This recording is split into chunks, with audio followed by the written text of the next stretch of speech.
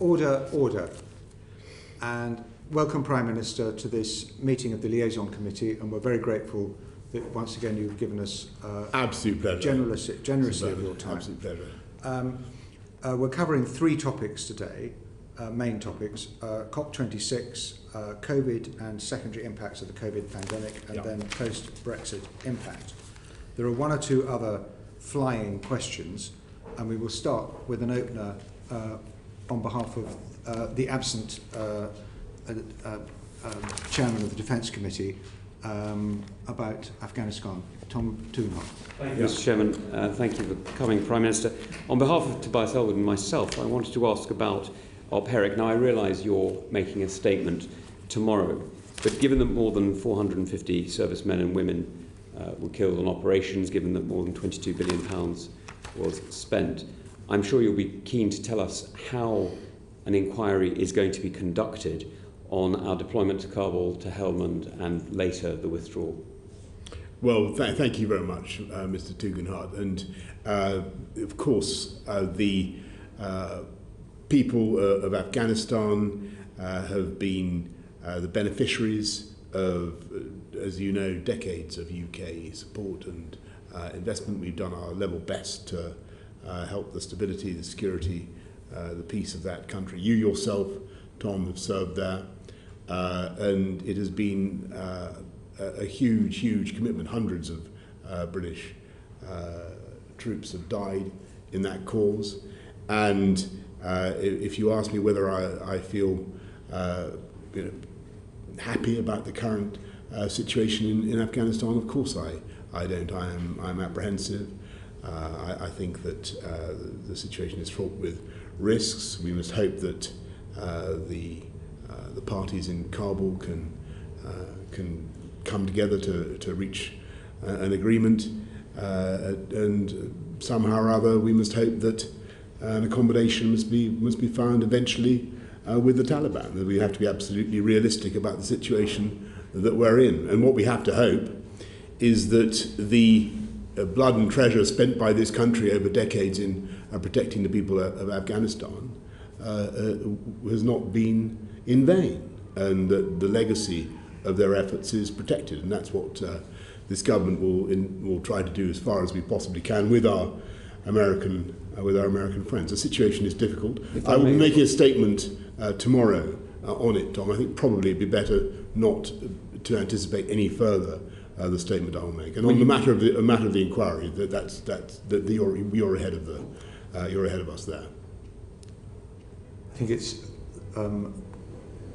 those servicemen and women who lost their colleagues and their families will want to know that lessons have been learned, or lessons are being learned and implemented. How will we make sure that happens? Well, we learn lessons the whole time, but if you're asking me to extemporise an announcement now about an inquiry into Afghanistan, I'm not going to do that. But what I'm going to do, and I don't think that the Speaker would want me to anticipate the statement that I intend to make tomorrow. And I know, Tom, that you'll be wanting to interrogate me. Then I think that would be probably the right time. Can I just ask a very quick supplementary about members of the armed forces going on operations now? Most of our NATO allies are double jabbing their personnel before they go on operations. They're not relying on their civilian rollout in order to make sure that their servicemen and women are vaccinated. Is this something that you could at least take away and address? To the best of my knowledge, we do have for instance, the carrier strike group that we've just sent out around the world that will be mixing with doing operations with 40 friendly countries, 40 allies of us around the world. They have protection from the virus. Thank you. We'll crack on. Short questions and short answers, and we'll get through all the stuff we want. Chris Bryant. Thank you. Prime Minister, in the general election you told miners in Mansfield, we will make sure no miner signed up to the mine workers pension scheme is out of pocket. We will make sure that all their cash is fully protected and returned. I have looked into it and we will ensure that's done. When is this categorical pledge, going to be honoured? Thanks, Mr. Bryant. The mine workers pension scheme members are receiving payments that are 33% higher than they would have been thanks to the government's guarantee. And on most occasions, the scheme has been in surplus, but we remain resolutely committed to protecting the pensions of mine workers and supporting their families. No, but you guaranteed that the additional money was going to go to them, and you were going to sort out the issue which all MPs of all political parties on the Bay Select Committee agreed to a report which said that the £1.2 billion in the Investment Reserve Fund, which was put in there by miners, should go to miners and their widows now, not to the government. Will you undertake to honour that pledge? Well, as I told you, the trustees do have freedom to be less risk averse with their investment strategy, and I will certainly come back to you on the point that you raised. No, but the government's already told the Bay Select Committee that you're not going to honour that pledge. So do you not know the facts of this? Well, I'm telling you that the mine workers pension scheme already ensures that members receive payments higher than they would have done thanks to the government's guarantee, and we will continue to ensure that the scheme members are looked after. I think a lot of people will be upset, but anyway, do you... We'll have a letter from the Prime Minister on that if possible, because I don't think that's really been answered. I'll be more than happy to write. Thank you so much. Mr. Bryan. Different matter. Do you support closing the loophole so that MPs who are suspended from the House for more than 10 days for sexual harassment and bullying are subject to the Recall of MPs Act? I know that work is going on to address this matter, and I certainly, this is a matter for the House, and I would urge the House to get on and do it. It can only be a matter for the House if the government tables the motion and supports it. Will you support it? Well, I think that the Leader of the House is currently at work on a way of closing the loophole, and I certainly urge the MPs to get on and do that. So you think the loophole should be closed? There is clearly a loophole, and I see no reason why it shouldn't be closed, but that is not a matter for the government, that's a matter for Parliament. It can only be decided by Parliament if government allows time for it, but I take the point that you do support that. At the moment, we have 4 different registers for ministers and MPs to abide by. The Register of Ministers' Interests, the List of Ministers' Hospitality, the List of Ministers' Gifts, and the Commons Register of Members' Interests. They all publish these at different times, at intermittent periods, in different places, and according to different rules. Isn't it time we had a single set of rules governing all of these matters? Well, some matters are clearly a matter for Parliament and concern the actions of MPs, and it wouldn't be right for the executive, for government to determine how those work. Matters relating to the conduct of ministers are a matter for the executive, and I think that's quite a sensible division.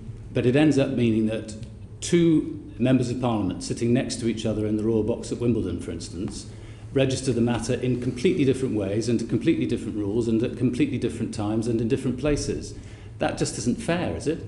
I think it's sensible that there should be a distinction between the invigilation of the of Parliament and of the executive, and it's not surprising that there are different approaches and different ways of doing this. The list of ministerial interests is only published twice a year, whereas the list of members' interests is published much more frequently.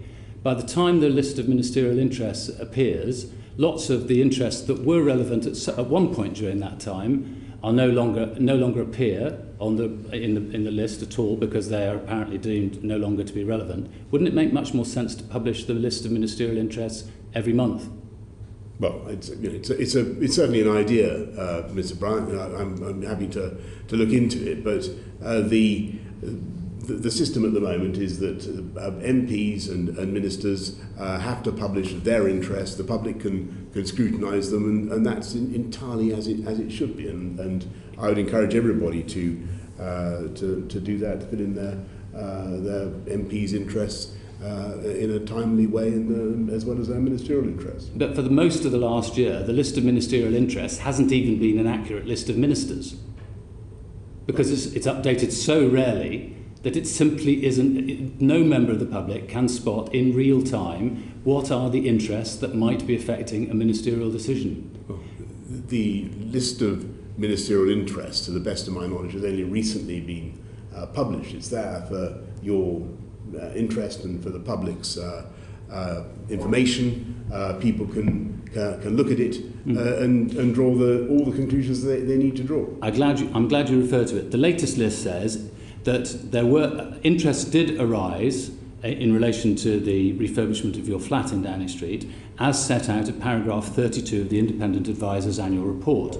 Paragraph 32 then says, an interest did arise, but does not say what that interest was, because it says that by the time of publication, which was delayed by many, many months, this was no longer relevant. So can you tell us what was the interest that you should have declared? How much was it? When was it paid off?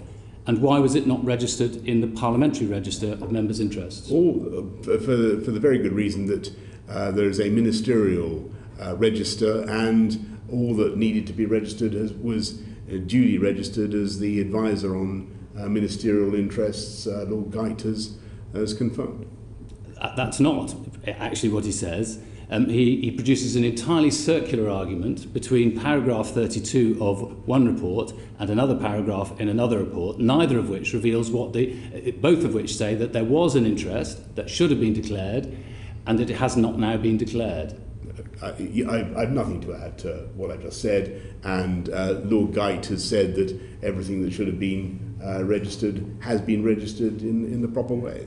Final question. Okay. Final question from me. When a minister lies, they should correct the record. I'm presuming you agree. Of course. They might do so inadvertently. That's the general assumption of how we do our business in Parliament, that no minister deliberately lies, though there have been occasions in our history when that has happened and a minister has been forced to resign. It seems that you very rarely correct the record. Why is that? I think I'm going to need you to give me a chapter and verse there, as they say. I think there are plenty of instances where you have been told by various independent and outside bodies that the precise words that you've used have not been the full and accurate version of events. Well, let me give you an example. Okay, well, Mr. Brown, let me give you an example because I think you're, if I may say so, and great respect to you, Sven, I'm not entirely sure that Mr. Brown's questions are in order, but let me give you an example. It's commonly asserted, for instance, that when we put the figure of £350 million a week on the side of a bus that went around this country, causing a great deal of hoo-ha, that was erroneous, and that did not reflect the true figure. That's probably one of the things that you're thinking of, is it, Mr. Brown? No, I'm thinking of, did you sack Matt Hancock? Well, let me continue at this point. Did you sack Matt Hancock? Let me give you an example of the £350 million a week. This was a figure that related to the gross sum that the UK gave to the EU budget. It was a subject of lively controversy during the referendum campaign 5 years ago, as you remember. Actually, it turned out, if anything, Sir Bernard, to be a slight underestimate. And by this year, the gross figure would have been considerably higher. Sorry, if I'm on your question about Mr. Hancock, the former Health Secretary, let me just go back to what I said many times, and I think I said on the floor of the House of Commons, which was that we read about, and I think you read about, we all read about the story concerning Mr. Hancock and CCTV and so forth on, I think, the Friday, and we had a new Health Secretary on the Saturday. And considering that we are in the middle of a global pandemic, and it's quite a thing to move your Health Secretary, Mr. Bryant, I think that was quite fast going, if I may say so. And that's all I have to say on that matter. But you said you sacked him when you did. I'm afraid you've had your time. Oh, yeah, sorry. fine. Thank you very much. Moving on, Philip Dunn. Thank you, Sir Bernard. Prime Minister, I'm going to move on to the subject of COP26 and the government's policies and delivery against those policies on climate change. Before I came into this place, my mantra was that past performance was no guide to the future. When the government responded to the Climate Change Committee's progress report recently, the government pointed to the historic success, which is laudable, in reducing reliance on renewable energy. Given the COVID crisis, delay on introducing the myriad policies required to deliver against the admirable target of 78% reduction in emissions by 1990, when can we expect you or your ministers to start delivering to this House the policies that are required to get us to 78%?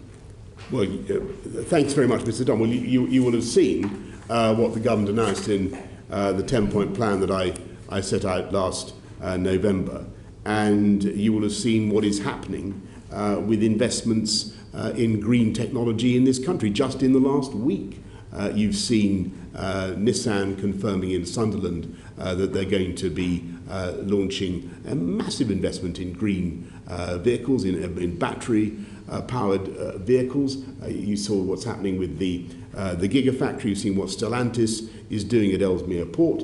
In terms of delivery on wind power and our objective of becoming the Saudi Arabia of wind, there are huge investments going on now, and the Secretary of State for BEIS has a mandate to produce 40 gigawatts of wind, which is enough to supply the domestic needs, the energy needs of every single household in this country by 2030. That is an incredible ambition, but I'm sure that we can do it, because you've been out to the coast of the northeast, around the country. You can see the incredible potential of the UK. You can see what we could do in Doggerland and elsewhere.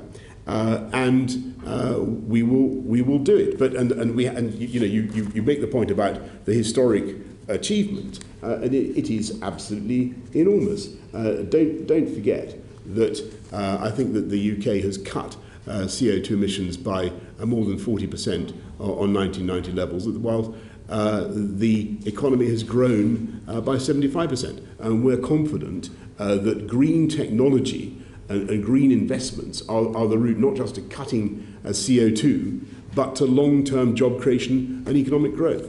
I think you're right, Prime Minister, that there is enormous potential for the private sector to work with government in investing in new technologies, but they cannot do so in the absence of clarity about what the government's demand signals will be and what strategies will be in place. So wherever you look, whether it's the hydrogen strategy, the heat and building strategy, understanding how we're going to cope with the energy efficiency of homes, which is a massive task. 19 million homes need retrofitting. At the moment, there is a lacuna. We don't have these policies out there. And the private sector are not yet in a position to invest. Did you say a vicuna? A lacuna, I should have said. A vicuna is a there's a gap. We want to protect the vicuna, and we want to eradicate the lacuna, if I may say so. The vicuna forms a key part of our biodiversity objectives, but the lacuna is the thing that we are going to... Back to the point now, Prime well, Minister. but I'm grateful. There is a huge opportunity for this country to lead in low carbon technology, but also to drive jobs and growth, and that is what we are doing. And if you look at what we've done since this new government, since I came in 2 years ago, the 10-point plan. You say we haven't set out the framework for it. We have set out the framework. It's there. People can see what we need to do. So it's green vehicles, and that's a big thing in itself. And that means basically electrifying our fleet. And you could not have a more powerful signal on vehicles than what the government said. We're moving to electric vehicles by 2030. In this country. That was the government setting the signal and making the market. There's no other country in Europe that has adopted such a brave and bold timetable. And what has happened, much to our satisfaction and relief, is that the automotive sector in the UK and around the world has responded and they are investing. I get back to what I said about the Nissan investments, what's happening at Stellantis and elsewhere. And we will work to ensure that we bring this is the key thing, we have the scale of manufacture in this country to allow the price of these EVs and other green technology goods to come down. So that's EVs. Then there's domestic heat and power. If you'll excuse me, Prime Minister, I've got 30 seconds left. And I need to get a couple more questions in. In relation to the COP26, this is your opportunity to be on the world stage with representatives of every nation on earth. You won't get such an opportunity during your Prime Ministership. You need to be able to demonstrate that the UK is leading, as you've just done on batteries, but all the other areas where the strategies are not in place. Are we going to see these coming out before COP26? Let's take hydrogen strategy, for example. Many other countries, there are 16 other countries that have developed a hydrogen strategy. We don't have one. I'm afraid I've got to disagree with you completely. The UK was the first country in the world, Philip, first major developed economy to set a net zero target by 2050. When this government took over the running of COP, only 30% of the global economy was committed to net zero by 2050. It's now 70%. We have a huge on hydrogen. It's there in the 10-point plan. BEIS are driving a very strong hydrogen strategy. And they haven't published it yet, Prime Minister. That's the point. And if you look at what's happening with carbon capture and storage and the creation of hydrogen, green hydrogen, blue hydrogen, in the northeast and elsewhere, I think you're right. I think hydrogen is a big part. But we haven't got a published strategy. But it is only one of the horses that we're betting on. It must be a big Mr. part of the solution. I have a quick final question, where I think we can agree. You, I believe, were as shocked as I was to see reports of Amazon destroying unsold consumer electronics from a warehouse less than an hour away from Glasgow, where you'll be holding COP26. Is there anything that you can do as a UK government to hold global corporates to account for their environmental footprint? I read that and I was absolutely horrified, though I noticed that Amazon then tried to clear it up in some way and claim that it wasn't as it had been initially presented. I don't know the reality of the position, but obviously destroying consumer electronics in to landfill in that way is absolutely insane. But what we have done, and we did this at the G7, we for the first time got global agreement that there should be a tax on the sales of internet giants such as Amazon on the basis of their sales in market. So in the UK, this is a massive achievement, led, I may say, by Rishi, by the Chancellor, to get a global agreement on taxing the internet giants, and about time too. Thank you, Mr. Dunn. Clive Betts. Thank you, Chair. Good afternoon, Prime Minister. To continue with the theme of moving towards zero carbon and looking at the situation in housing now, housing is responsible for about 15% of carbon emissions. The Climate Change Commission said in December that there had been minimal progress in recent years in reducing the level of emissions from housing. And that what we need, and we're coming back to the point from before, was an agreed framework. Not an agreed framework about what we want to achieve, but how are we going to achieve it. Where can I find that framework showing how we're going to get to net zero carbon in housing? Well, first of all, Clive, I'm going to disagree with you timidly about what's happened already, because there's been a massive reduction in emissions from housing.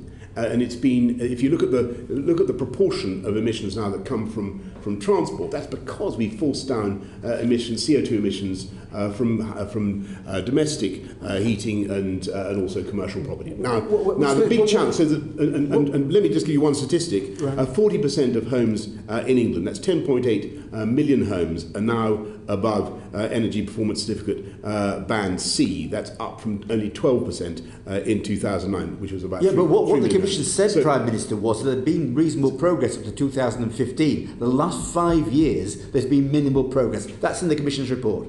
Well, what I'm saying is there is massive progress that has been made and continues, but not in recent years, and continues to be made. So what we're doing now, and I'm going to be frank with the committee, this is something that is very difficult to pull off, because what we need to do is to ensure that we're able to heat people and homes and provide them with power in an affordable way, whilst also reducing CO2. And you know perfectly well, Mr. Betts, that the ways of doing that through ground source heat pumps or air source heat pumps, or through hydrogen, as Philip was saying, these are the principal alternatives that we have. They are. And what we're doing is building a market, working with with producers, with manufacturers, with the whole sector, to ensure that just as we're doing that with the electric vehicle manufacturers, we drive the bills down. Okay, because what we can't have is a situation in which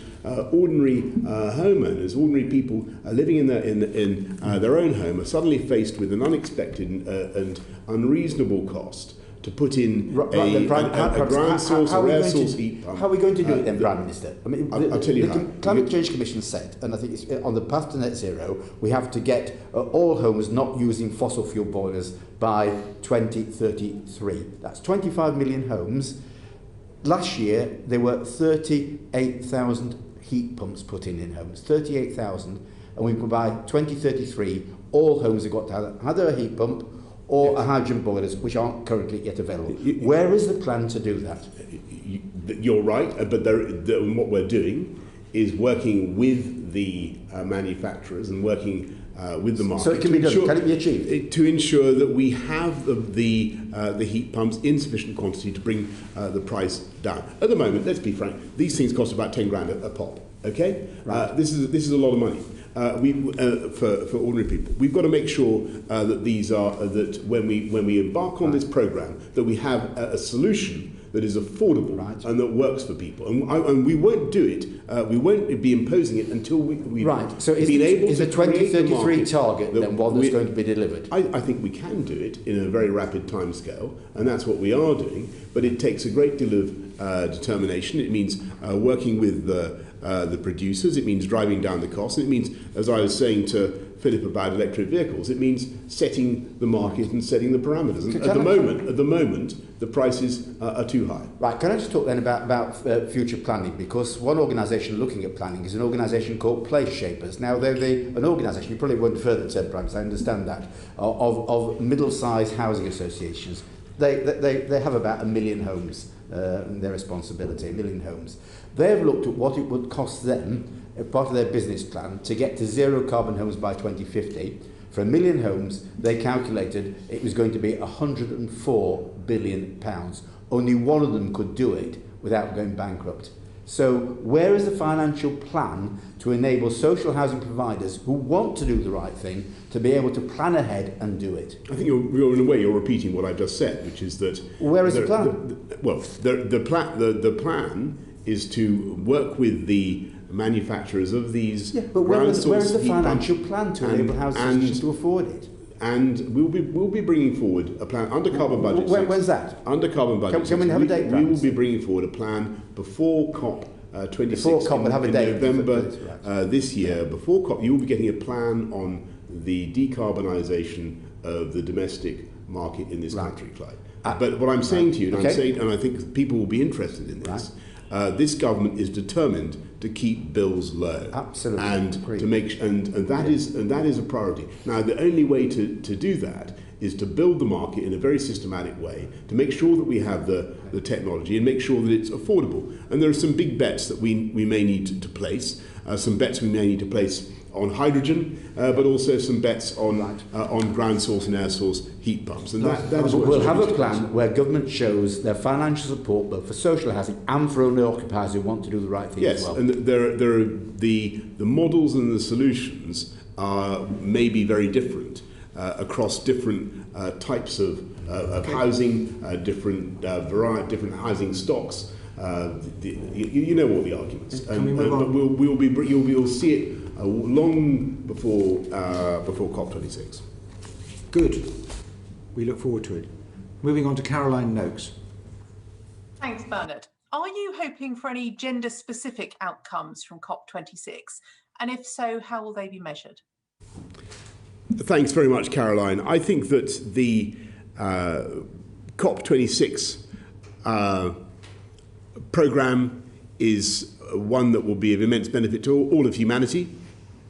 But I believe that in helping to tackle climate change, and it will help to tackle economic inequality, and I think that it will inevitably be of massive benefit to those who have tended to suffer the most, women in particular, who don't get, when it comes to their education, for instance, Caroline, don't get, in my view, as much investment as they need. And one of the things that we did at the G7 was to ensure that we put another $2.5 billion into the Global Partnership for Education, the bulk of which is to be spent on female education around the world. That's something I've campaigned on for a very long time, and I think that everybody coming to COP26 will understand that there's a clear link between economic progress,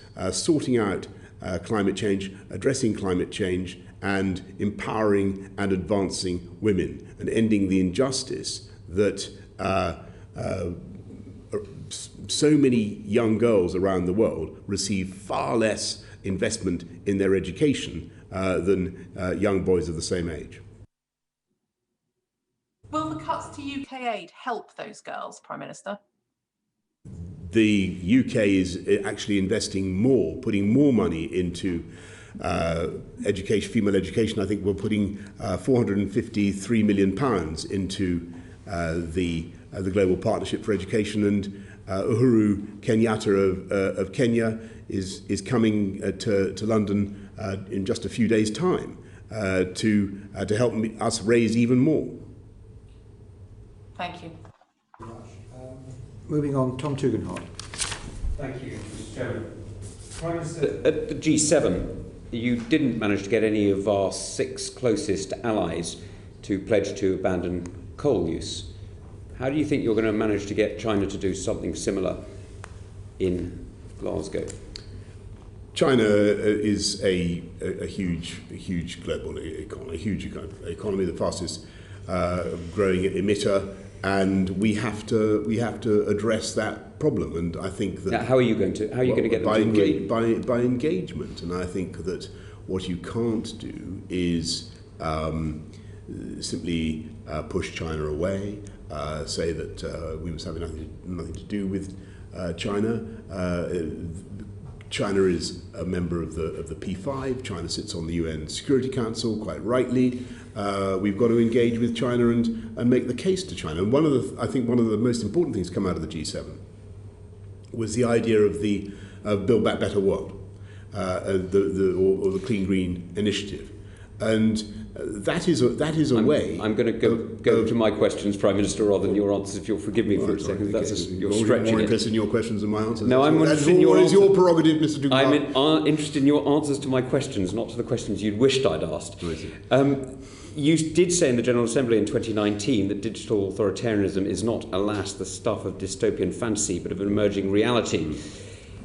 How is that compatible with your recent decision, or rather your government's recent decision, not to call in Newport Wafer Fab for investigation?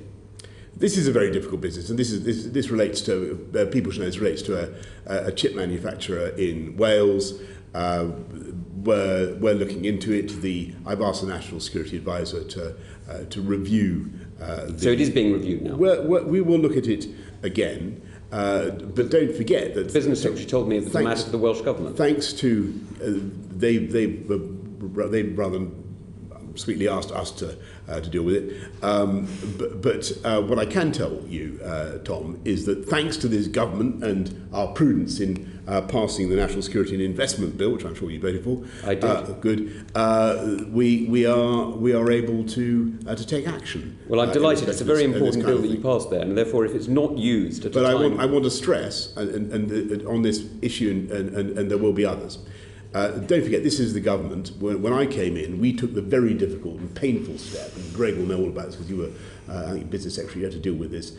We took the very difficult and painful step of having to extricate this country from the Huawei. I remember it was a very successful rebellion. So this government is spending a huge quantity of taxpayers' money to make sure that we get Huawei out of our telecommunications networks, or out of the critical. Prime Minister, you're going over history. May I move on? But I want to make a very, very important point, because I do not want us, and I do not want anti-China spirit to lead to us trying to pitchfork away, Sir Bernard, every investment from China into this country. I have to say, Prime Minister, there is a difference. Prime Minister, if I may, there is a difference between investment, which is looking for a normal return, to the purchase of technology. And what we're seeing here from Nexperia, which, as you know, is a company that is mostly owned actually by a Chinese state-backed firm, we're seeing a Chinese state-backed entity buying a semiconductor manufacturer at a time of global shortage, when Beijing is already looking for to stockpile semiconductors. Now, if China thinks this is a matter of their national security and essential to their sovereignty, if Italy, if Brussels, if the United States, if other countries agree and other entities agree, why don't you? I think semiconductors are of huge importance to this country. And one of the things that I wanted to look at immediately as I became Prime Minister was whether or not we could become more self-reliant. And I'm told it costs about £9 billion for us to build a proper semiconductor factory. It's a lot of money, particularly during a pandemic, where we're thinking about what to do. There is this company. They make a lot of semiconductors in Ireland, as you know, but there is this company in Newport. We have to judge whether the stuff that they are making is of real intellectual property value and interest to China, whether the real security implications. I've asked the National Security Advisor to look at it. Now, you mentioned the pandemic, and I'm delighted you did, because your decision on 0.7 to 0.5 must have been a very difficult decision for you, as you committed so publicly and clearly and frequently to 0.7 yourself, and I remember as Foreign Secretary you did as well.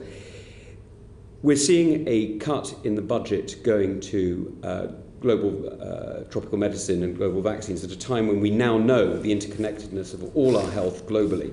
It's going from £150 million to £17 million at a time when we're seeing variants coming in from all over the world, and are likely to see more variants in the near future. Sorry to rush you.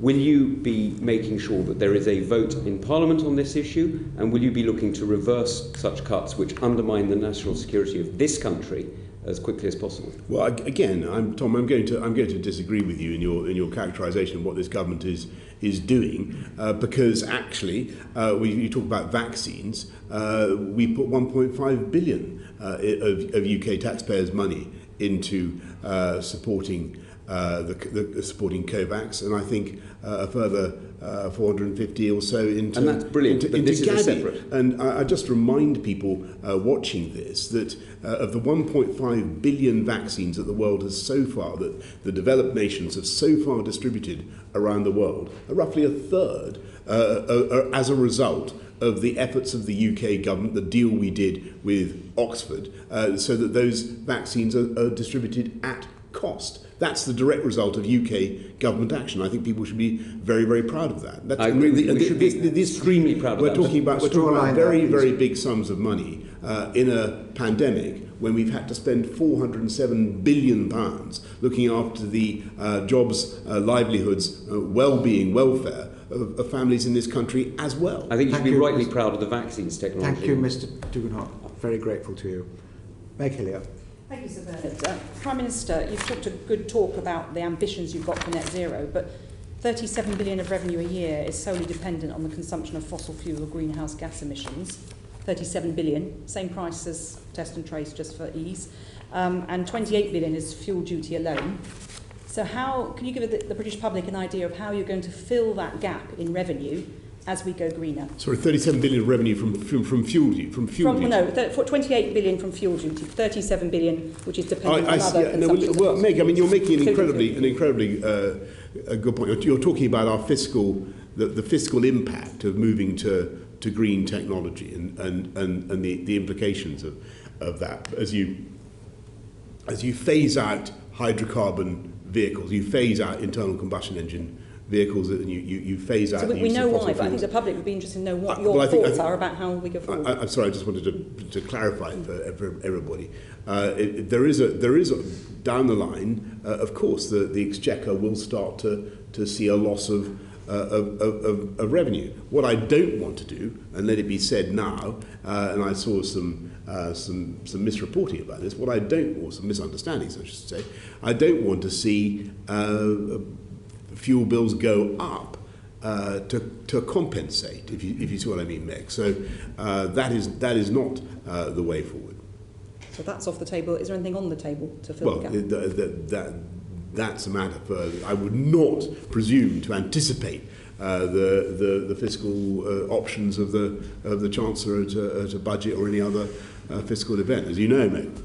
Well, there's something to be said for encouraging the Chancellor of the Exchequer to make a major statement about how we're going to plan public expenditure on taxation over the next decade. I don't think you could fault the Chancellor for making major statements in the last. But you would encourage him to do that. Few months. I think he's. You would encourage him to do that. I think you will find that he has a lot to say in due course. Very good. We're now going to move on to COVID secondary impacts and the COVID pandemic. So can I start with Greg Clark? Thank you very much indeed, Chairman. Good afternoon, Prime Minister. I'd like to ask you about some of the lessons that can be learned so far in responding to the pandemic. But before I do, can I just ask a couple of quick questions of current concern? And the first is, why shouldn't double vaccinated Brits be able to go on holiday to Spain this summer? Thanks, Greg. Look, I think that double vaccination is a potential and it's a great liberator. In principle, in practice, I think it's going to be great. And it already is. You can see the benefits. Two vaccines, whether of Pfizer or AstraZeneca or a cocktail. Why can't people go to Spain? They offer a lot of protection. And so what you will find is if you can contain your impatience just a little bit, is that the Secretary of State for Transport may be saying more about that in the course of the next few days, perhaps even tomorrow. We hear that he even is, tomorrow. and I would not want to steal his thunder. We know from the press that it's going to be about quarantine, but what I'm interested in is your instinct on the guidance for amber list countries, which states you should not travel to amber list countries. Is your instinct to get rid of it?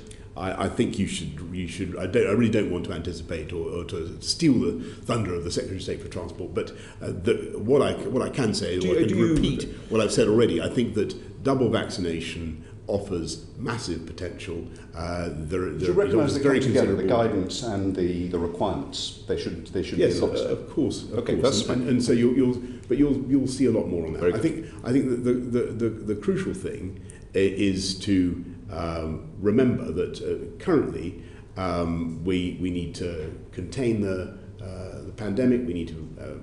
Well, let's come on to that. So I've got one question on that before we go on to other that double vaccination is clearly the way forward. So the 16th of August, when contacts of people with COVID no longer have to isolate, is the 16th of August, is that the date that you expect us to reach herd immunity in this country? That's not the consideration. So what's the significance of the 16th of August? It's the time by which we feel that there will have been much more progress made in vaccination. More than the 19th of July? Even more than the 19th of July. And of course, all these decisions are a balance of risk. And by the 16th of August, we will have got many more jabs into people's arms. Many more young and healthy people. Many more people vaccinated. Yeah, which is a good thing because it means. But they are the most robust against COVID that we're waiting for. Sure, and I'm sorry that they've had to wait. I know how frustrating. I'm concerned about the consequences of that rather than the wait. Is it the case that until we get to that point on the 16th of August, people who have been jabbed twice will have to isolate even if they've had a negative COVID test? We're asking people to isolate. I know how frustrating it is. But why? Because we have to. I'm afraid this is a highly contagious disease, and we have to do what we can to stop its spread, and that's the judgment an estimate of how many contacts we'll have to isolate during that extra 28 days after the United Well, clearly that will depend on the spread of the. Indeed, but have you seen an estimate? I haven't seen any data on that, and obviously it will depend on the numbers. So the Health Secretary has said that there could be around 100,000 infections a day, and if each of those has 2 contacts each, that's 200,000 a day. So over the course of that 28 days, the extra days that have been imposed, that's over 5 million people. Is that a reasonable step? And have you considered how many hospital admissions that is going to prevent? We've been looking at all the data and trying to strike the right balance. And so what are the two sides? Well, the two sides of it are that you could simply say we're going to dispense altogether with self-isolation and move straight to a testing regime and not bother with asking people to do that anymore. The difficulty with that is that you would be effectively allowing many more people to be vectors of disease than by continuing with our plans. But do you have an estimate of how many fewer hospital admissions would result from that? I can't give you that number, but what I can certainly say is that we believe that the programme of test, trace and isolate has actually made a massive difference to the disease. You know, and I know that you respect Sir John Bell, the Regius Professor of Medicine at Oxford, and he, in evidence to my committee, said at the very least you should be able to be tested and released from COVID rather than to have to isolate for that period. And what he said was that actually it's more likely that people will comply with the guidance if there's a way out of it if they test negative. Will you consider at least taking Sir John's very expert advice? We're moving to testing. That's rather than isolation. Before the 16th of August. That's the date where obviously we keep all data under review. We'll always be open to looking at the data, but that's we think the sensible approach. We want to retain the tool of asking people to protect others from the disease. It's been effective. It's an important no matter thing to do, how many people and I think we should stick with it. It affects, and no matter what the result. Let me ask you one last question. Obviously, we're going to have the public inquiry that will look back when it's all over. But it is important to learn lessons on the way, and the Science and Technology Committee and the Health and Social Care Committees are conducting an inquiry into that. What would you do differently, given experience, and what would you do the same? That's a very big question. Give us an Greg, example. but I think what I could. I mean, if you ask me what things have we started to do differently, and where have we really adapted since? How have you learned from the experience during the way? I think that is a really good question. And since the beginning of the pandemic, what have we learned that's obvious? I think that to begin with, it was clear that we didn't have all the data that we needed, and we certainly didn't have it all in one place or all in the right place. Every morning now, I go straight into a meeting where I can see pretty much what's happening in any hospital in the country. I can see the breakdown by age, by variant type. I can see exactly what's happening in pretty much real time. So we've set up the UK Health Security Agency. We brought that. So data we didn't have, and now we have. I think that diagnostics was an obvious thing. We didn't even know how to make a lateral flow test when we began. We didn't have the technology. In this country, we now do. We now have a diagnostics industry that's growing. PPE, we remember how difficult and how traumatic that was. So these are lessons learned on the way. We now have the ability to make 80% of our PPE in this country. to say nothing of vaccine technology, which is obviously developed massively. I think the single most important thing, I mean, and I know how much, Greg, you care about this, and I think you're right. The single most important thing that we've learned, or certainly that I've learned, is the massive benefits to our country, to our society, to our economy of investing in science. And there is, you could not have a clearer object lesson than the discovery of the Oxford vaccine and the impact that is now having on our ability to open up our society in a way that otherwise, frankly, we couldn't. Well, I certainly agree with that. Thank you. Well, thank you very much. We're running over time badly, but we will press on as quickly as possible. Mr. Timms. Good afternoon, Prime Minister. Good afternoon. Last October, the Working Pension Selection, on a unanimous cross-party basis, recommended that the £20 a week universal credit uplift should be made permanent. And last weekend, all 6 of the Conservative former Secretaries of State for Work and Pension since 2010 made the same call. How do you respond to that call? I understand very much why people want to continue to invest in and to support the poorest and neediest in this society, and that's what we're going to do. And we will continue with an increase in pay for the lowest paid workers, which we've done. We've increased the national living wage.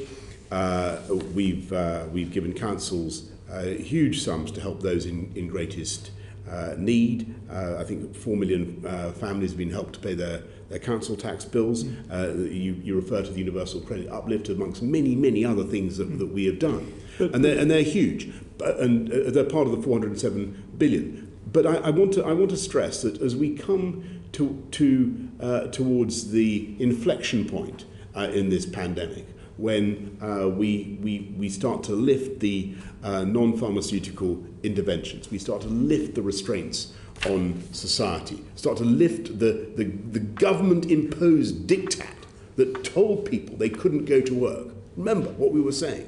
As we lift that, as we move beyond that, we have to have a different emphasis. And the emphasis has got to be on getting people into work and getting people into jobs. But do you think that's what we're doing? Ian Duggan-Smith, Esther McVeigh, do you think they don't understand that I have huge respect and admiration for all those people, and I understand where they're coming from. But the emphasis that this government is placing is on coming out of the pandemic with a strong jobs-led recovery. If the cut goes ahead in 3 months' time, unemployment support will be at its lowest level in real terms for over 30 years, just as the end of the furlough scheme increases unemployment. According to the Joseph Rowntree Foundation, 500,000 people would be pushed below the poverty line by taking the £20 away, including 200,000 children.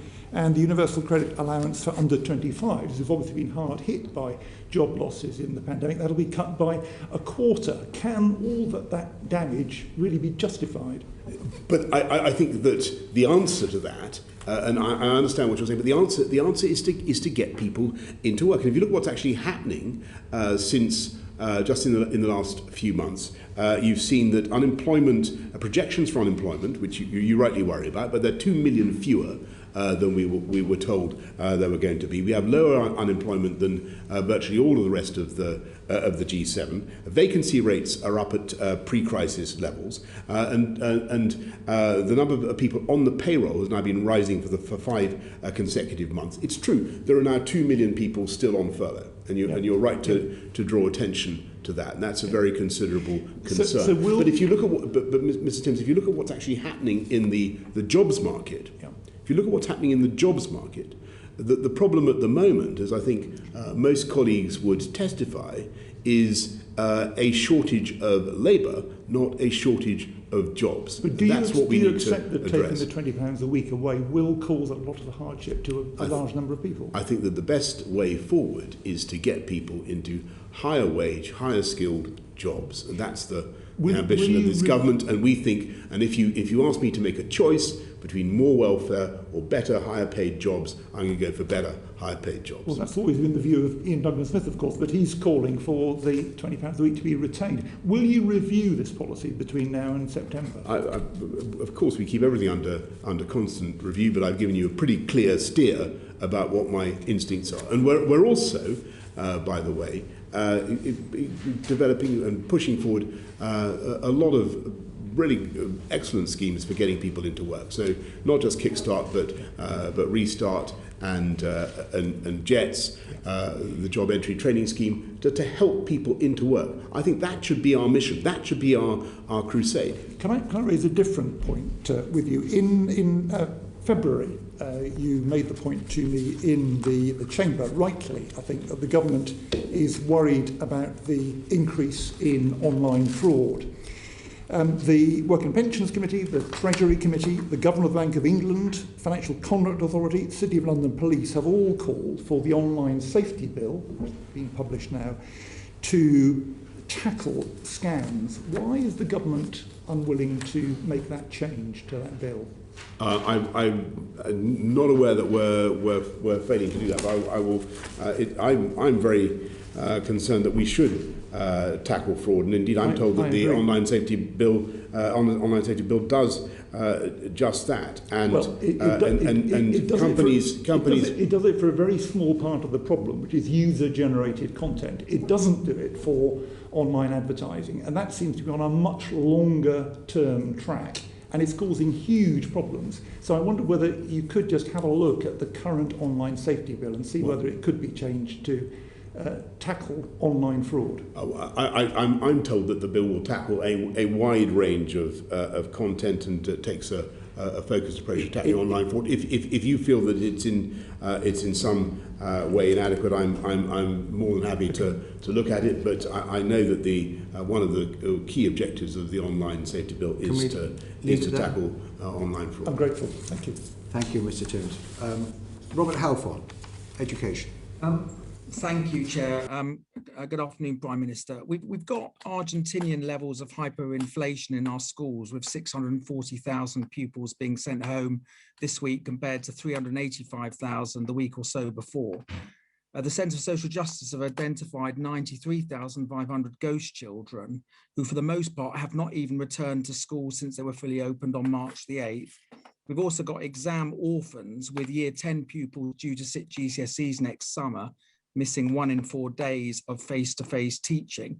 Of course, the £3 billion catch-up programme is hugely welcome, but what is your long-term plan to address endemic pupil absence, those pupils who've not even been back to school, and establish a level playing field so that all students have a fair crack of the whip doing exams next year?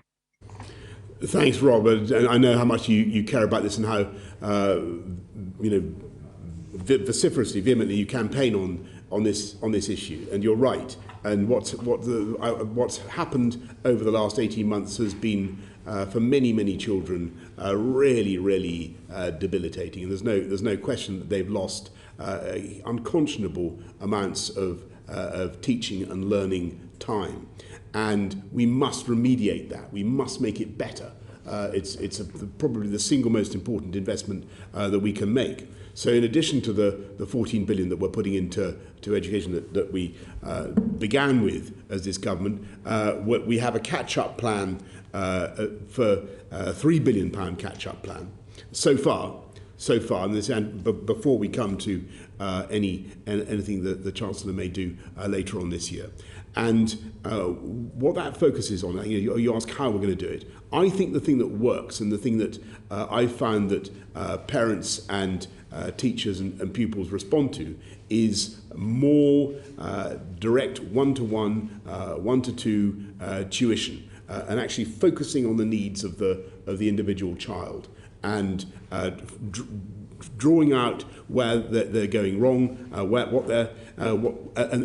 really trying to focus on that. So we've got a massive program of that. I completely am with you on that. I support the catch-up plan. 3 billion is a significant sum of money, but We know that the catch-up programme thus far is just reaching 44% of pupils on free school meals. Surely it should be focused on the most disadvantaged. And it doesn't address the endemic absence, the 93,500 children who are barely not in school virtually for most of the time, as I said, the Centre for Social Justice have identified. So why not redirect the way the catch-up programme is running, and also expand the Troubled Families programme to try and get these children back into school? Rob, I think the best look. I know how unbelievably frustrating it is for parents and for pupils at the moment, because of the numbers that are out of school, because of the isolation policy that Greg and I were talking about just now, and the bubbles being sent home. And I understand why schools have been taking the actions that they have. They want to stop the spread of COVID, and they're quite right. And I fully support them. But the best thing is to move, as I think the Secretary of State for Education said yesterday, from bubbling to testing as the answer. And as I was saying to Greg, that is one thing that will help us to keep more kids in school. There are plenty of other children who are losing school time for other reasons, as I think you're hinting. We need to deal with that in a very, very determined way, and we need to. There will be more that I want to do on time in school, and making sure that we invest in the school timetable as well.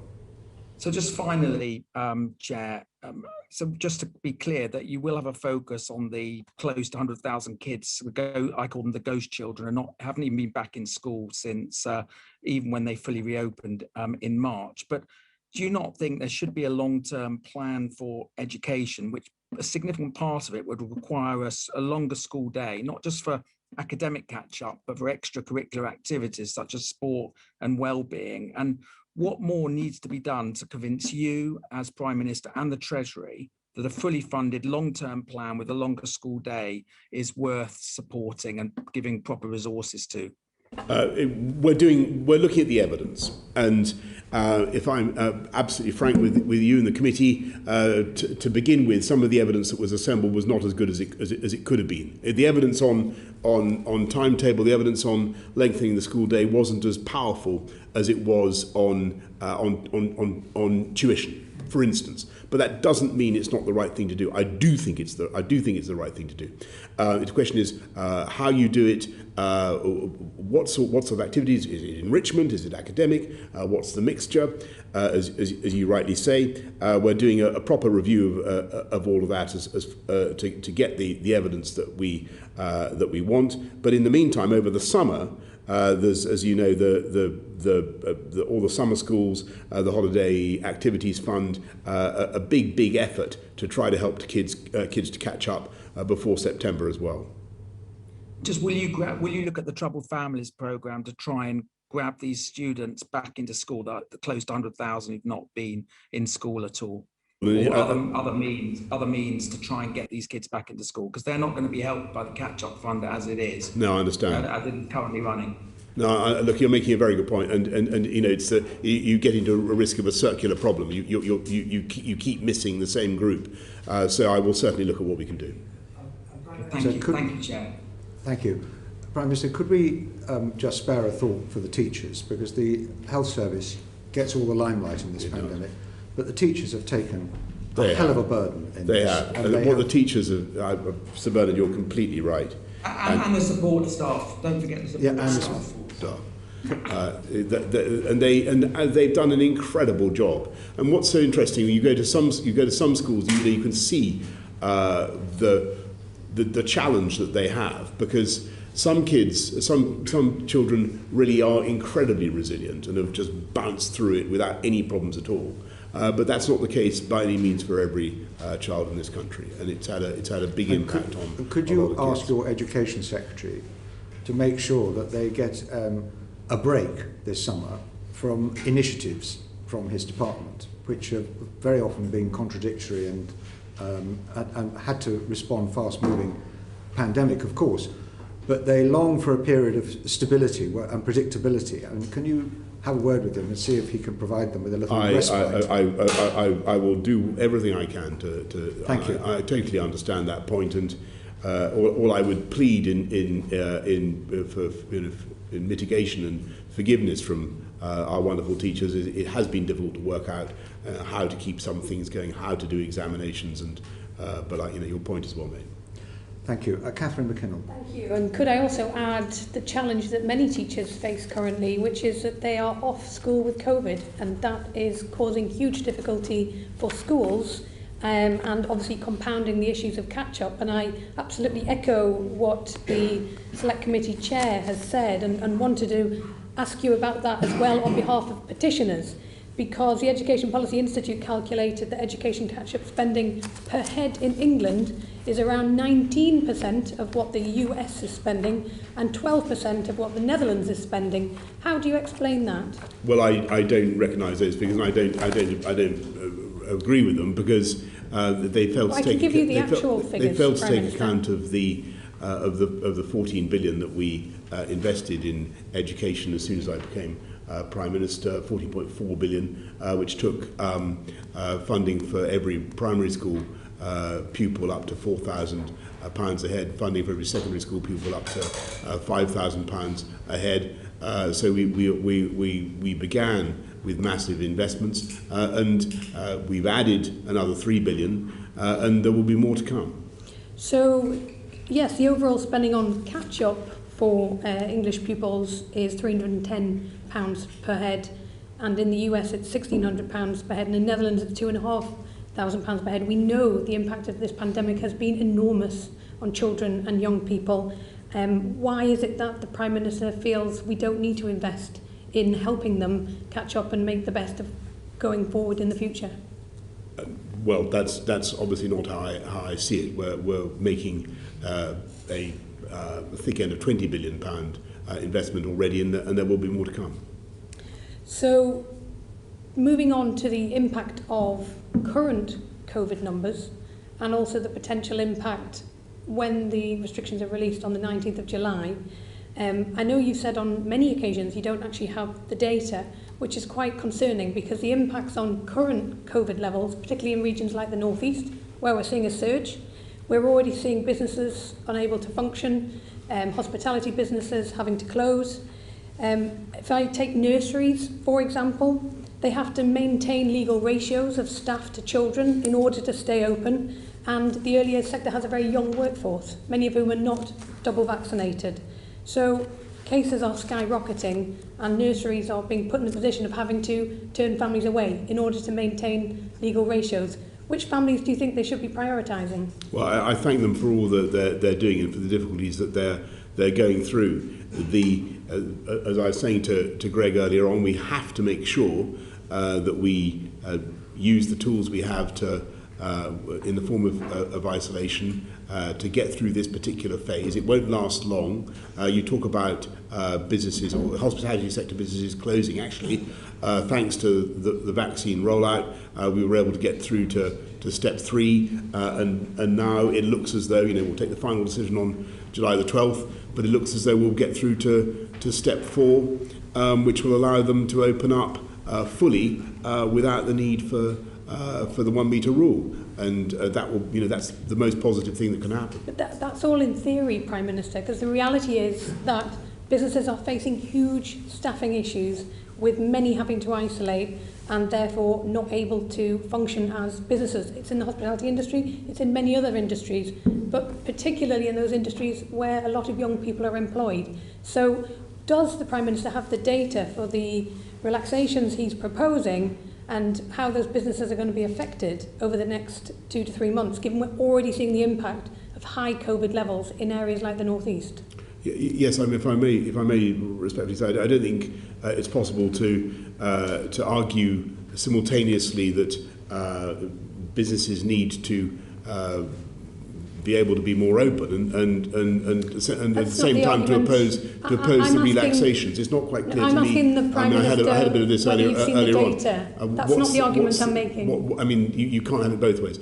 You're either in favour of opening up and the rest of things. I'm asking for the data. I'm asking whether you've seen the data. I've already been very clear that we have data about hospitalisations and deaths. We have data about predictions for where they might go, but then they're available under the SPI-MO charts. You can look at them, but they're speculative at the moment.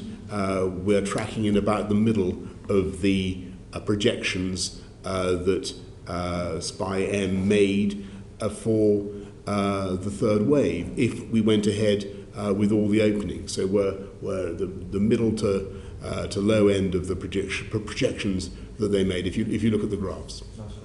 So the current crisis has put many new parents, particularly mothers, at risk of redundancy. So 2 years ago, the government announced it would extend redundancy protection for new mothers returning to work to 6 months. That was 2 years ago. When is this going to happen?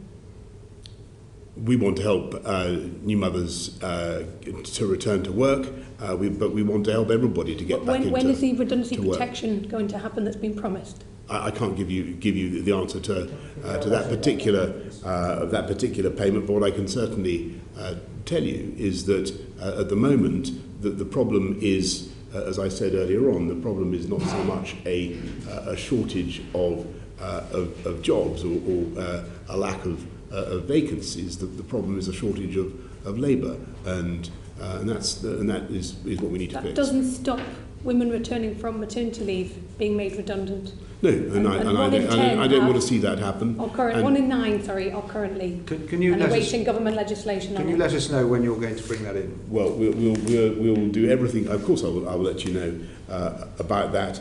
But our intention is to help everybody coming back from maternity leave to get into work or back into work as fast as possible. Thank you, Prime Minister. Thank you. Caroline Noakes. Thank you, Bernard. Prime Minister, can you tell me what specific initiatives ministers are bringing forward to build back in a more feminine and gender-neutral way? Caroline, we are doing everything that we can to ensure that we have a recovery that is, as I was saying just now to Ms McKinnell, that gets our women back into the workforce. I know that they've had particular problems, making sure that we get everybody back to work in a way that is, as I say, fair across both sexes. Actually, if you look at what's happened with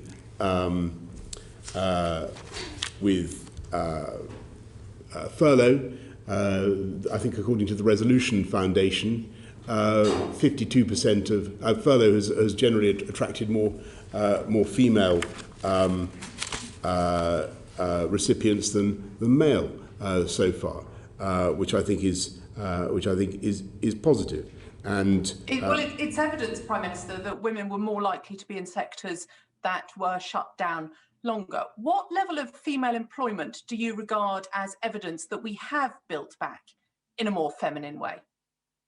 Well, Karen, we want to make sure that we have female employment rising across the board. We want to have employment rising across the board. And just to quote what the Resolution Foundation said, they said that the economic impact of COVID-19 has been surprisingly equal for men and women. That doesn't mean that there aren't specific problems like the one that's just been referred to on returning from maternity leave that we must address, and we will. But your own ministers won't publish economic impact assessments on furlough, so we don't know from the government's own figures what the impact has been across different genders.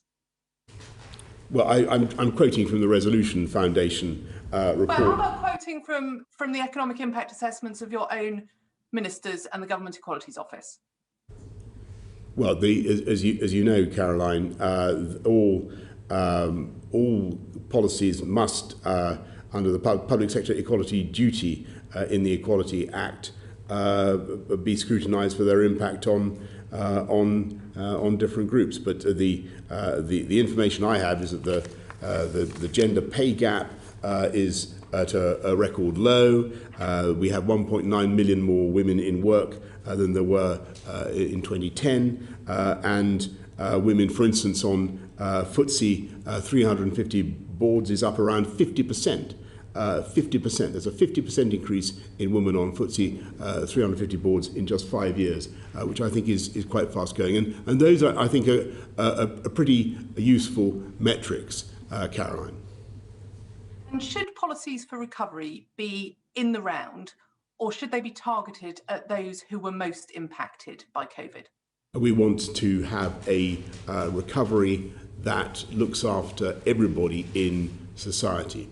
Everyone, everywhere, and if I think back to 28 and that crisis, I think that when we came out of it, I'm not certain that we did deal with people's sense of injustice and inequality. We have a huge job to do now as a government, as a Conservative government, to level up and unite across the whole country, and that is what we're going to do. You can't point at a single policy or initiative that is going to help you build back in a more feminine and gender neutral way. Just one. Well, I've mentioned the results. I've mentioned already what we've done by reducing the gender pay gap, Caroline, to an all-time low. If you look at, let's give you an example. Look at the Foreign Office. For instance, we now have female, which is leading. If you want to look at a more feminine approach to tackling climate change, it is our diplomats around the world in Washington, in New York, in Beijing. They're female. Caroline, and so many, and they are the people. They are the people at the tip of. They are the people at the tip of the UK mission to build back better for the world. 40. I think if you look at our climate change negotiators, Caroline, half of them are female, and they're doing a fantastic job, as I was saying earlier on. And they have succeeded in building back better for Britain and the world by getting 70% of the world's economy to commit to getting to net zero by 2050. That's a fantastic achievement by British women. Thank you. But you didn't get the financial pledges from the G7 for the. I think I'm getting the feeling that you would find fault with almost anything that we did, Caroline, with the greatest possible respect to you. And we did get we did get the 100 billion, and I think that we will surprise you on the upside. And British women in COP and represented in this government, as they are abundantly, will surprise you on the upside by what they achieved to build back better in a more feminine way. And if you can think of a way of saying build back more feminine in a pithier way, then send me a postcard. Well, our sole role is to find fault so that you can make things even better, Prime Minister. Meg Hillier. Thank you, Sir Bernard.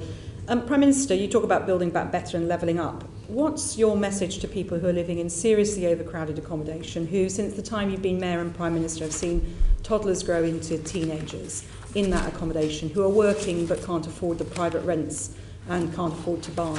Your government has fuelled house purchases, but what support are you going to give to those people who need better housing? Well, don't forget that this government, well, first of all, you mentioned that my time as Mayor, and I'm glad you do, because it gives me 80% affordable. Private rents was your definition of affordable. Gives me the opportunity to point out the paucity of the current Labour mayors. No, Prime Minister, I'm actually asking about what you're doing as Prime Minister. I mentioned it doesn't mean that. But Prime Minister, if you want to talk about your record as Mayor, Prime Minister, that was when you defined affordable housing. Can I just speak? If you could let me finish. Yeah, you defined affordable housing as 80% of local private rents. Do you know what private rents are in Central and in London? This is the government that actually just increased local housing allowance again, don't forget, in order to tackle precisely that That doesn't tackle the overcrowding, Prime Minister. And the supply. when you talk about supply, if I can talk about the record of the previous Mayor of London and the current Mayor of London, that's banned apparently, but it's a relevant consideration. I built far more homes. You're the big boss now, Prime Minister. Far more homes than needed. But now, across the UK, we had this last year a record number of housing starts, and never let it be forgotten that the Conservatives, I think, in Prime one Minister, year, my point is, Prime Minister, your own government built more council homes than Labour did in 13 Prime Minister, years. your government cannot even tell us how many social housing units have been built. You're fuelling the supply, but for purchase, which is fine for those who can purchase, but for many people, particularly in expensive parts of the country, like my constituency, cannot purchase and cannot rent. Don't forget, Meg, that we built more council homes in 1 year than your Labour Party, your Labour government did in 13 years. Okay, so I won't take any lessons about building social homes. And I built more in London than the current mayor has done or will do. And by the way, I disagree with you respectfully about people's ambitions for home ownership. I do think social housing is of massive importance. We must build more social housing. That's totally right. But I think ultimately lots of people in this country, in their 20s, 30s, 40s, Prime Minister, you're playing games with my words. I have nothing against home ownership, but many people simply can't afford it. Many people simply can't afford it. You made your point, Meg. Thank you very much, Prime Minister. I prefer respectfully as part of the discourse. Can we move on to post-Brexit impact, and we go to the Chair of the Scottish Select Committee, Pete Wishart. Thank you, Sir Bernard, and good afternoon, Prime Minister. Since Brexit's happened, there seems to be a whole lot of activity around what's referred to as strengthening the Union. What if it becomes clear that Scotland doesn't want the Union strengthened? I'm not at all sure that that's true, Pete, and you and I have had many exchanges on this in the past, but I think that there was a vote in 2014. I think it was pretty clear what the people of Scotland wanted. It was decisive, and in terms of the Union, Pete, just look at it. In a dispassionate way. The strength of our common institutions was really palpable during that pandemic. Well, what I'm looking at is just an election that was held less than 2 months ago, and as you know, Prime Minister, what was elected was a majority of MSPs who favoured independence for a nation. So, that would indicate to me that there doesn't seem to be such an appetite for a strengthening of the Union. In fact, quite the opposite. So would you just do this Scotland anyway, regardless of what our democratic institutions say about this? Would I do what? Strengthen the Union, do whatever that is supposed to be. Would you do it just like you imposed the Internal Market Act upon Scotland, just like you decided that Scotland would be taken out of the European Union, even though it was rejected by the overwhelming majority of people in Scotland? Is this something you'd do to us? Is this how you're going to approach Scotland, the Scottish Government now? Just do things to us?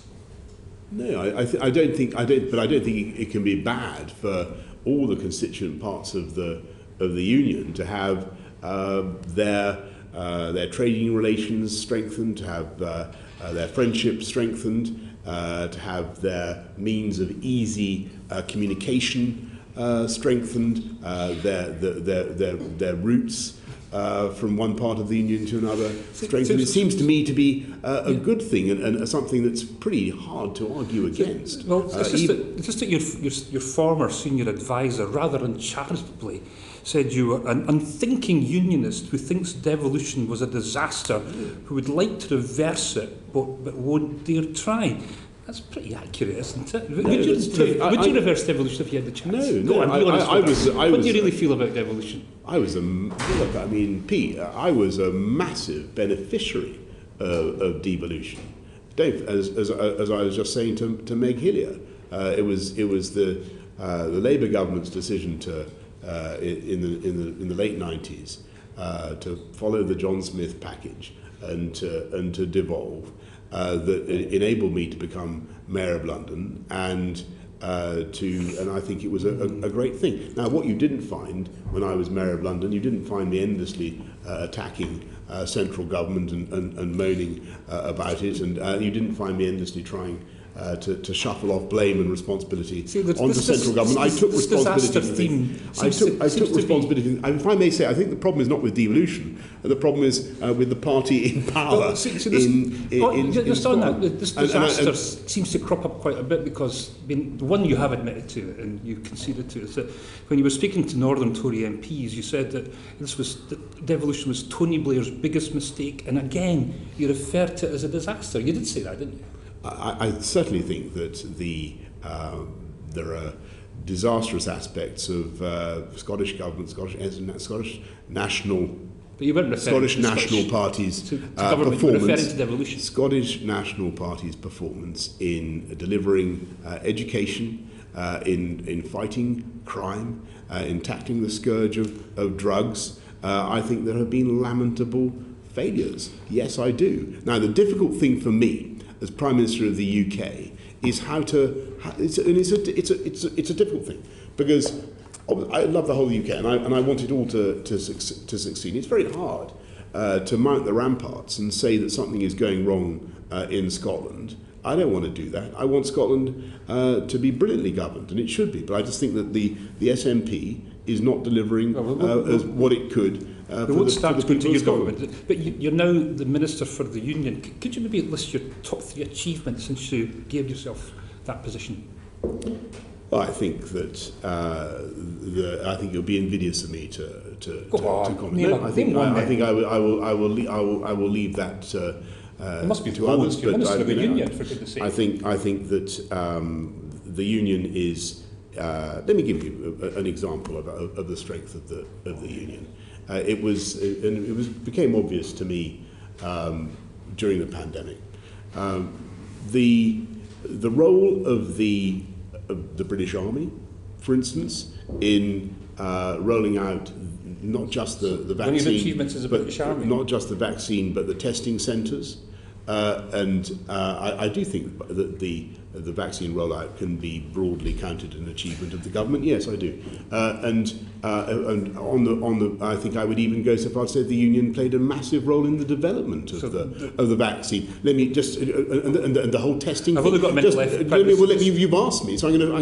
You're not giving me any examples. I have. I've given you one, which is the vaccine rollout. Number 2, testing. It was fantastic to go to Glasgow and see the work of scientist students in Glasgow testing samples that came from Kent, and it was thanks to the work of those Glasgow scientists that we were able to identify the Kent. I'm asking specifically about Scotland. It's been wonderful. Are you going to see the Union? Are you going to come back to Scotland for another staycation this summer? Wild horses won't keep me away. Because they always go so well, don't they? You know, like particularly for us in the independence movement anyway. Well, I noticed that the Conservatives, since Conservatives got a bigger share of the vote than ever before. So. Thank you very much, Mr Jenkins. And it's come to the West Country, Prime Minister, for your holiday this year. Come to Devon, the sun shines always in Devon. Now, with Brexit becomes trade deals, and we've now got an in-principle trade deal with Australia, which we welcome strategically. Now, what it brings with it is, in the future, 100,000 tonnes of beef. So, we've got great ruby red beef being reared on Exmoor. We've got great lambs across the country and great milk. What we need now to do is to go on a great drive to export to Australia, export all across the world. So what Prime Minister are you going to put in place to help us get our great British brand, and I do say British, and get it across the world? Well, thank you very much, Mr. Neil, Mr. Parish. We are doing a massive export drive for British food, and we have staff in 119 markets who are dedicated to supporting UK food and drink, and we are opening up. So in June, we got, I think thanks to the deals done by Liz, by Secretary of State for Trade, we're now selling poultry to Japan. for the first time. We in March of last year, we finally broke down the barriers to British beef going to America. And I know that you take a lively interest in British beef, Neil, and you'll be thrilled to know that one company called Foyles Food has already sold 3 million tonnes. Foyles have already sold 3 million pounds worth. 3 million tonnes would be a lot. A lot of beef. Pounds worth. 3 million pounds worth of beef to the United States, and where Foylesley, it's just it's the thin end of the wedge.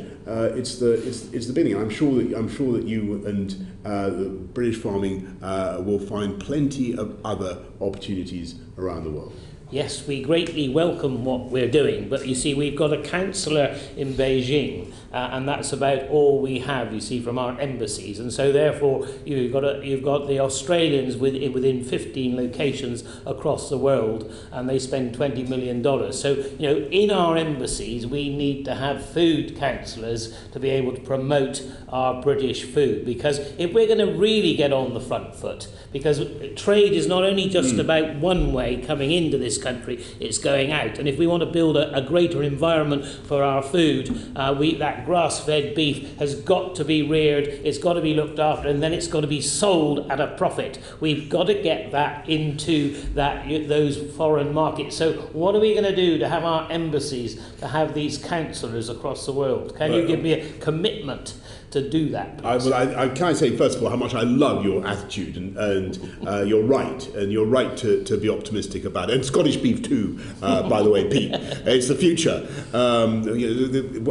So what we want to do is, actually, you'll find if as you go around our embassies, there is always somebody there who knows what to do. But I think what we need to do is make sure that the agricultural sector themselves know where the opportunities are, and what we should be doing, I think, is in a much more crisp way, summarising the opportunities, giving them to the food and drink but Prime business. Minister, sorry to interrupt, but that's what these food councillors particularly do in all these countries, right? They go back to their country and say, this is the way to get into the market, this is to help the small businesses, the farms, everybody else, the processors, get out there into China, Far East, wherever it might be. That's why we need these food councillors. So that's what we need. Yes, I agree with that. I totally agree with that.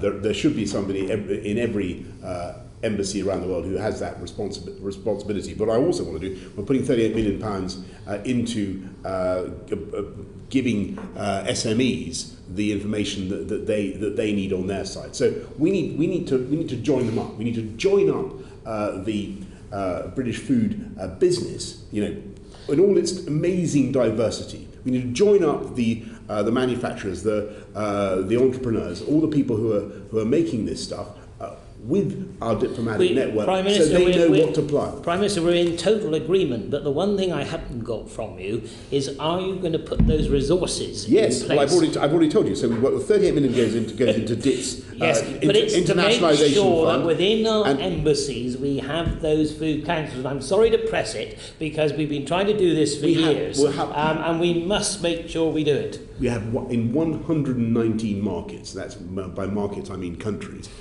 We have a specific staff dedicated to agricultural, food and drink. And you will put those resources in. What I undertake to you, Neil, is I will go back and I will make sure that we have somebody specifically devoted to increasing food and drink exports, and somebody who, and what we also need to do is build up the networks so that people, so that the business in this country, which mainly sell within this country, start to think about export as well. And that's why we're putting the 25 million into export finance for food and drink, but also the 38 million to build up the network. Well, thank you, Prime Minister. I'll take you up on your offer. Good. Oh, I hope to see your.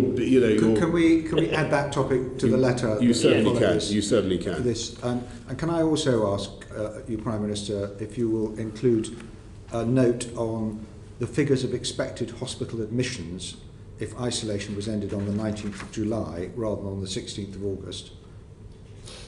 I will see what I can do. That would be very helpful. Thank you.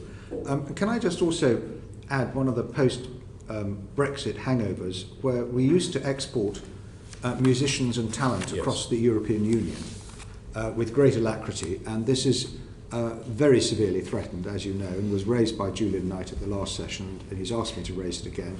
And it seems the EU is still digging in on the question of an EU visa waiver for touring artists, musicians and performers. In your talks with Chancellor Merkel, and I did raise this with you by letter before you saw her, did you get an opportunity to raise this with her? Well, in fact, Germany is one of the better countries on this issue. And I mean, we didn't specifically discuss this at our recent meeting, but the Germans are better than some others. About 17 EU members are quite good. 7 are not so good, and we are working on it to sort it out, and we will. Now, the proposal that for a total visa waiver is obviously an interesting one. You'd have to ask yourself, well, what other professions could you include in that? And it's hard to see where you would draw the line. And you know, Sir Bernard, you campaigned heroically for taking back control of our borders and for coming out of the EU. We wouldn't want accidentally to reverse that in this particular case by gradual erosion of our freedom. So we are making a great deal of progress, and I appreciate how frustrating it is. And I know that Sir Elton John is in talks with other EU partners about how to speed this up. But I feel it's very much in their interests. This is something that all our societies benefit from massively, and I hope that it will be speedily resolved. Well, I think I would have enjoyed asking Chancellor Merkel who wants to stop cultural exchange, which was one of the objectives of her visit. No, and as the far as I answer can is the remember, European Commission, because we would not stop visiting artists coming to our own country, but we are losing people from London permanently. They're going to take up residence in other European countries with European citizenship because they can't pursue their careers by staying in London. I hope that we're not, and the evidence doesn't seem to support the view that we're losing all EU nationals because, after all, as you will have noticed, it's not about EU nationals. It's about British citizens taking up citizenship in other countries. Because their career opportunities are so limited compared to what they were. It's a very serious problem, Prime Minister. I hope you'll encourage Lord Frost. I will, and I know that you're a distinguished and famous chorister, Sir Bernard, and I hope that your own your gigs have not been in any way restricted as a result of this so far, and I will make sure that we do whatever we can. I've been resting for some time. I'm now going to move on to Simon Hall, Chairman of Northern Ireland Committee. Thank you, Chairman, and good afternoon, Prime Minister. Prime Minister, I think you and I will agree that there is nothing in the Northern Ireland Protocol which in any way affects negatively the constitutional integrity of our United Kingdom. Now, while you and I might see that and understand it, there's a growing group of people who live in Northern Ireland, you will be aware of this, who are very concerned that the protocol is in some way a stepping stone to a border poll and a reunification referendum and the like. In a number of evidence sessions that we've had recently in the committee, it's become very clear that they want to hear in the clearest possible terms from you as Prime Minister, your support for Northern Ireland as part of the UK, its continuation as part of the UK whilst it wishes to be so, and the determination to maintain the union of Great Britain and Northern Ireland. Could I invite you to do that this afternoon? You certainly can, Simon. I've just been called an unthinking unionist by my friend Pete, and I don't think I'm an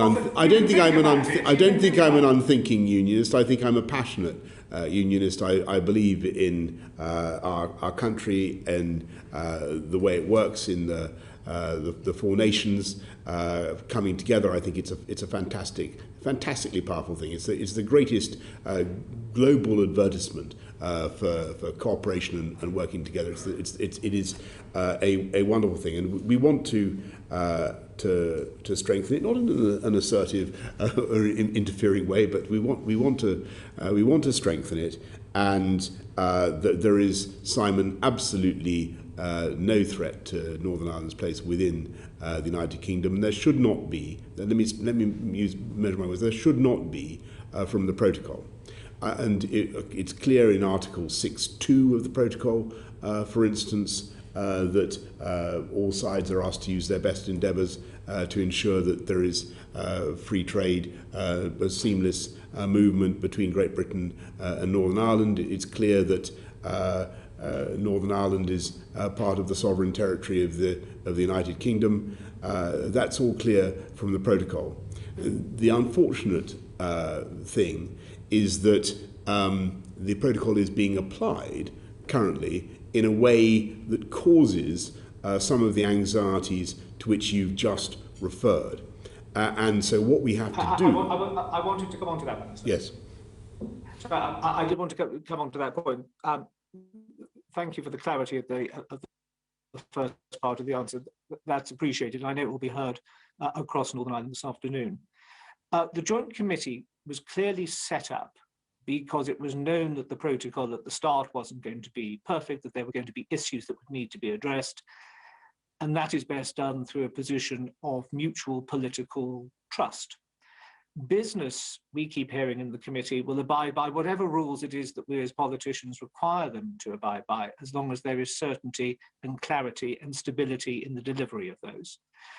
What value, if you will, would you put on that issue of political trust in the workings of the Joint Committee, with a bit of give and take, which I know is not always palatable to some, but with a bit of give and take on both sides, to make sure that the protocol is working as well as it possibly can, so that those benefits of one foot in both markets, which is a unique selling point for Northern Ireland, can be maximised? I think you're spot on, Simon. I think that is what is needed. I think what is needed now is goodwill and imagination, but there are some very serious problems. And you know the statistics of all the checks that are currently conducted around the whole perimeter of the EU for customs and other purposes. 20% are taking place in Northern Ireland, although I think the island of Ireland has only 0.5% of the EU's population or thereabouts. You've got a very difficult situation in which vital drugs have not been able to be moved from Great Britain to Northern Ireland, 30 drugs, including cancer drugs. I think about 200 companies have stopped shipping stuff. There's been impediments to the movement of guide dogs, of parcels, of potted plants, of tractor parts. I think I'm right in saying that ASDA is not actually, they don't actually have ASDA shops in the Republic of Ireland, and yet ASDA goods coming into Northern Ireland have all to be checked. And only yesterday there were very serious representations from the Jewish community in Northern Ireland who pointed out that because of the problem with the food sector, it was becoming difficult for them to have timely access or any access to kosher food. And they're talking now about an exodus from Northern Ireland by the Jewish community. Now, clearly, we want to do everything we can to avoid that and to sort it out. But it's going to take our friends in the Joint Committee to make some movement and to make that movement pretty fast. And what movement would you envisage the UK government making? As it, to coin the phrase, it takes two to tango. I think we've been very clear that We are implementing the protocol. The UK is a faithful, obedient servant of the law. The things that I have described are a direct result of what UK officials are doing in upholding the law and obeying the EU jurisdiction. The problem is that I think, and I think any impartial listener of this conversation, I think that the way the EU is trying to implement the protocol is currently grossly disproportionate and unnecessary. Prime Minister, could I just ask you one final question, which is, could you say a little about what you think the state is of our relationship with regards to the Republic of Ireland at the current time, and where you would like to see it move to? How you would like to see it? I think that's a really terrific question, and I think the sooner we can put this problem behind us, the better, because the relations between London and Dublin underlying this issue are truly fantastic, and the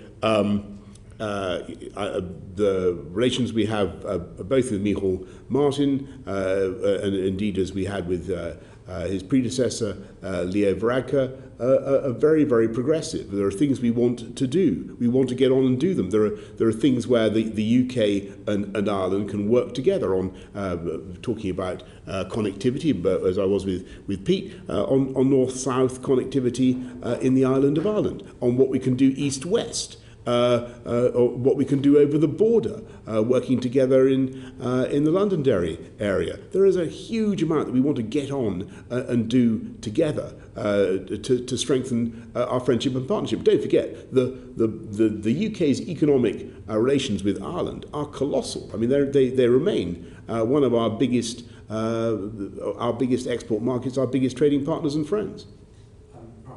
Testing your patience by going over time, and it's been very generous. But this is the final set of questions on the same topic from Sir Bill Cash. I'm sure that our viewers may be switching over to the football. I mean, I don't know that we're able to compete with for much longer. No.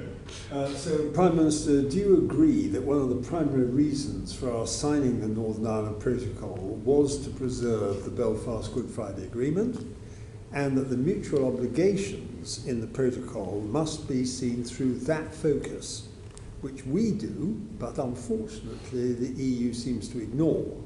Although I have to admit they have made one sensible decision on the question of chilled meats. But on the other hand, we need many more sensible decisions of that kind. And do you agree that we need them soon and in the immediate future? Yes, we do, Sir Bill. And on chilled meats, by the way, just going back to what I was saying to Simon, that is very far from fixed. All we have is a stay of execution there. And this is what the Jewish community was saying in Northern Ireland. They're facing a real problem unless we can sort this out.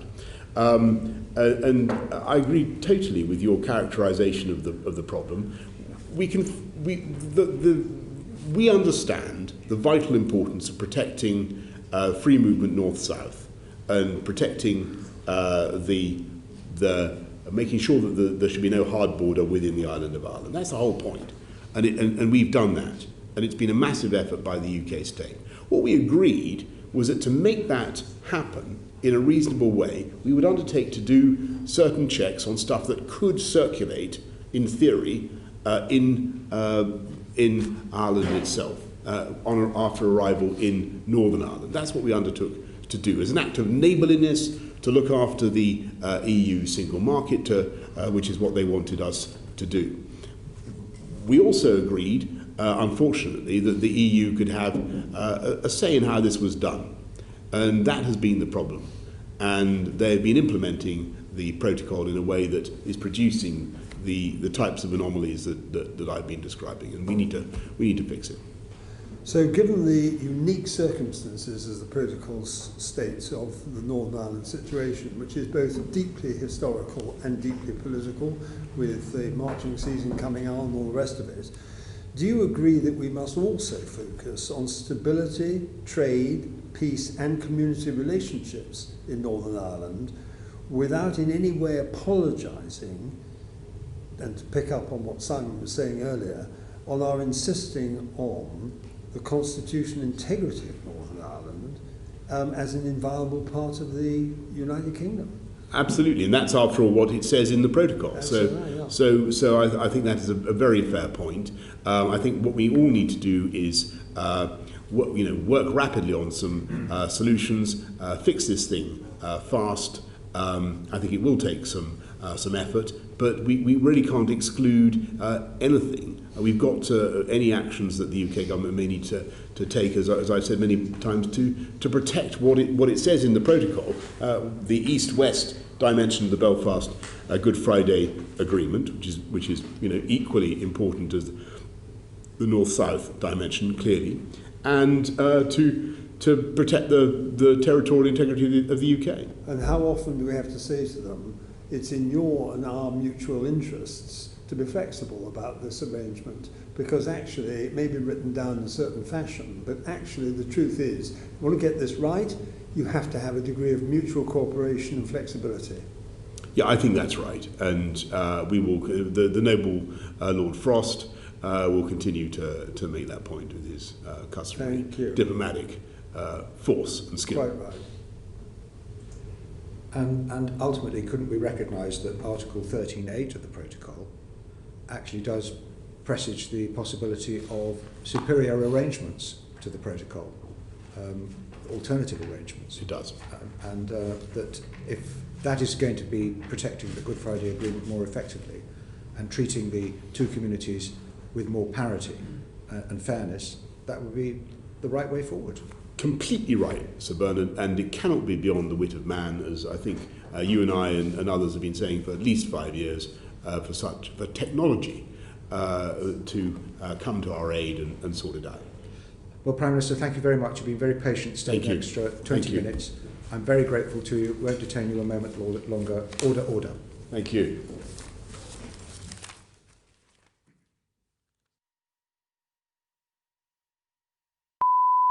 Portcullis House, the Wilson. Liaison Committee.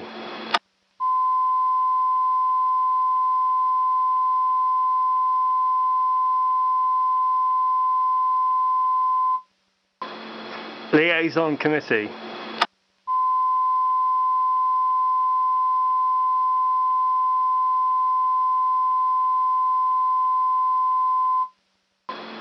Liaison Committee.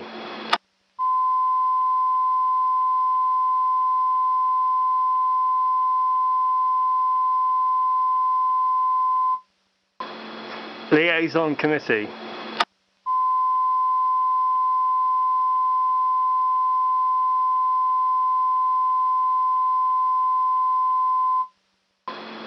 Liaison Committee.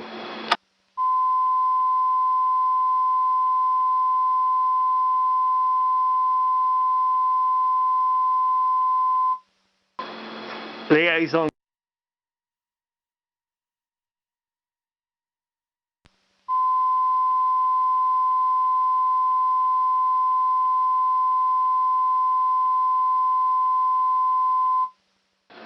TV Control Room 3.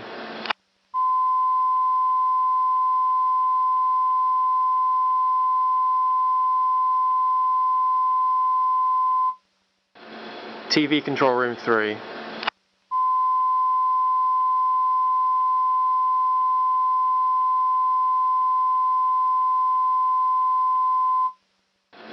TV Control Room 3.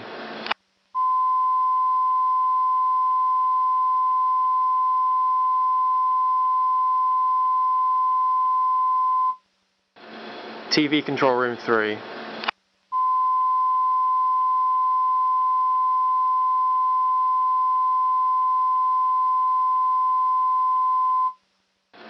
TV Control Room 3.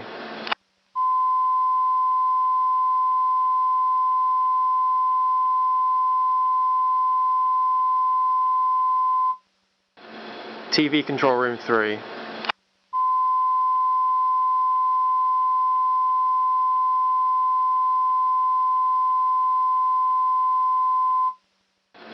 TV Control Room 3.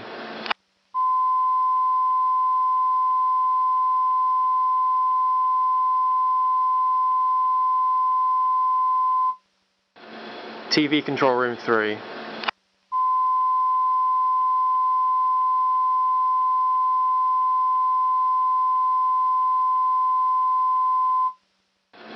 TV control room 3.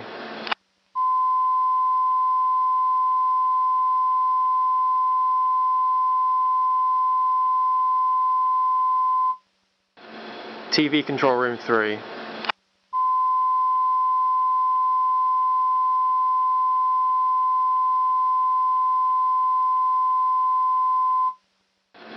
TV control room 3.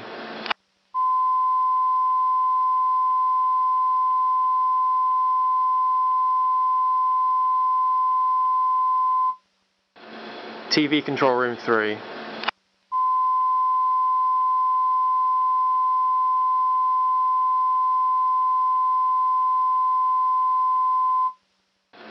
TV control room 3.